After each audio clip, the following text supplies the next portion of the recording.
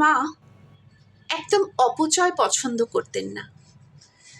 একবার ঠাকুর মাকে কিছুটা পাট দিলেন শিকে তৈরি করবার জন্য। শিকে তৈরি করার পর যে ফেঁসোগুলো রয়ে গেল, মা সেগুলো দিয়ে বালিশ তৈরি করে নিলেন। তরি তরকারির খোসা মা একদম ফেলে দেওয়া পছন্দ করতেন না।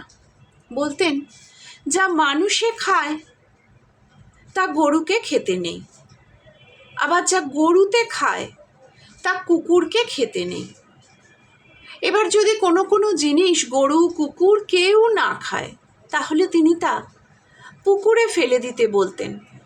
কেন না, তাহলে মাছেরা খাবে। তবু তিনি নষ্ট করা একদম পছন্দ করতেন না। একবার এক ভক্ত এক চুবড়ি ফল এনে ঠাকুরের জন্য দিলেন। তো বাকি যারা ছিলেন তারা মাকে বললেন ফলগুলো নিয়ে চুবড়িটা ফেলে দেওয়ার জন্য। মা কিন্তু চুবড়িটা ধুয়ে মুছে যত্ন করে তুলে রাখলেন, পরে কোনো কাজে নিশ্চয়ই লাগবে এই ভেবে। এরপর একদিন ঠাকুরের ভোগের দুধে একটি ছোট মাছ ধরা পড়ল। সেবক তো ভীষণ ভয় পেয়ে দুধটি ফেলে দিতে যাবে।